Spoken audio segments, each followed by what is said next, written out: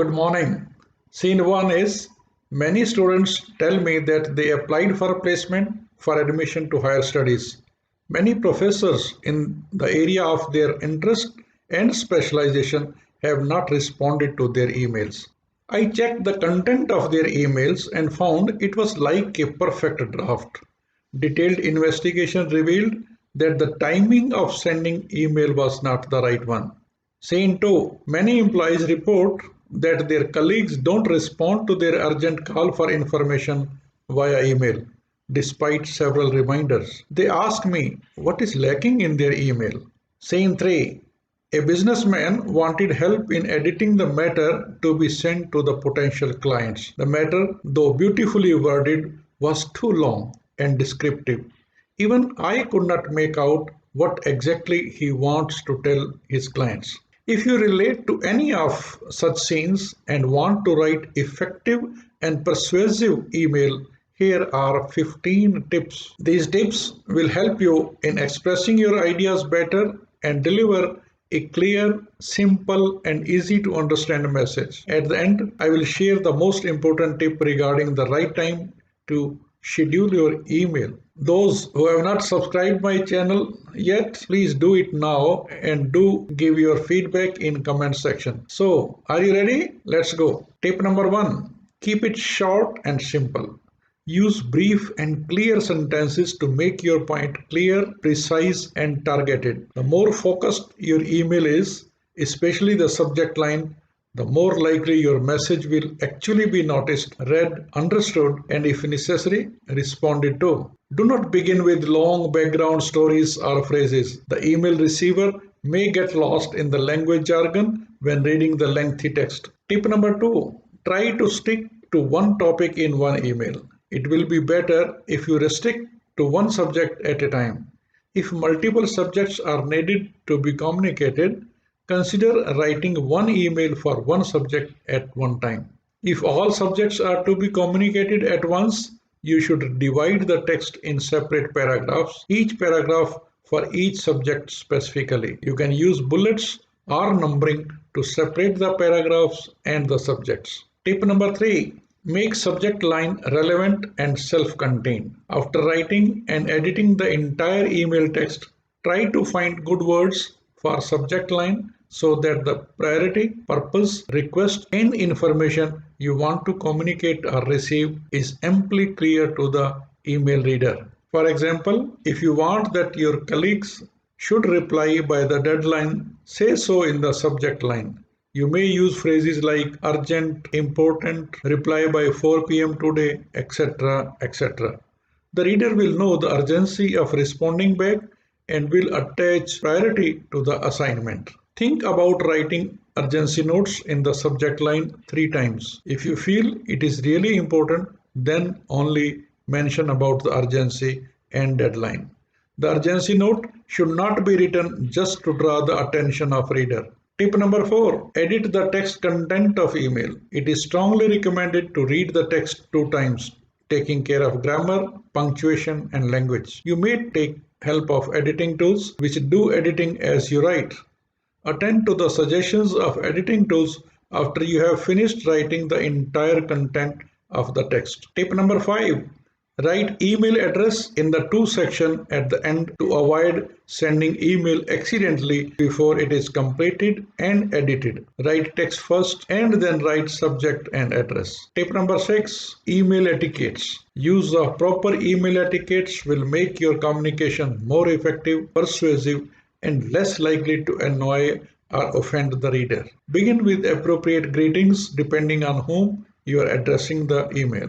Use appropriate salutation for seniors, juniors, boss, clients, friends, and relatives. Tip number 7. Use BCC line to maintain privacy. When you are sending a message to a group of people, particularly if they do not know each other, enter their addresses in BCC line to protect everyone's privacy. If you are sending a message to more than a dozen people, do a mail merge that will result in one message per person. This can save your message from being mistaken for spam by filtering software that blocks messages with many addresses in the BCC field. The email is received by all the addresses in the CC field. Separate the addresses by commas in the CC field. You should mention the addresses of the people who you expect to respond in the to address line and the CC addresses for that information only. Tip number 8. Limit the address in the CC field. When you send a message to more than one address using the CC field, both the original recipient and all the recipients in CC field see the to and CC field. This means that every recipient gets to know the email addresses of all the person that received your message. This is usually not desirable. Nobody likes their email address exposed to the public. Full CC fields also do not look all that good. They can become quite long. Lots of email addresses will overshadow the message. Use BCC field if the list is too long or confidential. Tip number 9.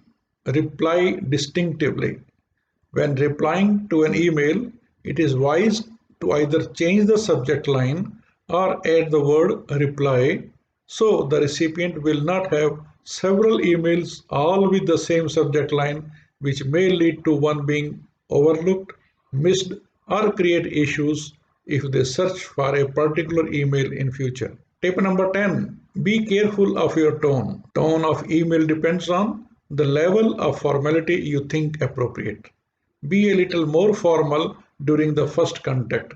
You can adopt a more casual tone in follow-up messages. Avoid sarcasm and humor, which most likely will be misunderstood. Reread your message from the recipient's viewpoint to detect possible misunderstandings. Tip number 11. Avoid using acronyms and those abbreviations which are not understood by everyone, particularly when writing to clients or higher management.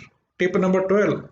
Use appropriate fonts and colors. A message with overly large fonts can irritate the reader. Using too many colors is also a bad idea. Avoid use of repeated exclamation marks. Also avoid all caps in the words. Tip number 13. Be thoughtful with forwarding. If you are forwarding a message, especially one with a long string of correspondence, or responding to a string of messages, delete unnecessary information like repeated signature lines, blank spaces, angled brackets, etc. Make sure it is still clear who wrote what in the conversation. Tip number 14. Do not reply all unless it is necessary. When replying to an email with multiple recipients, think about who needs to see your reply. If it only needs to go back to the sender, do not waste the time of other recipients by replying all of them as well.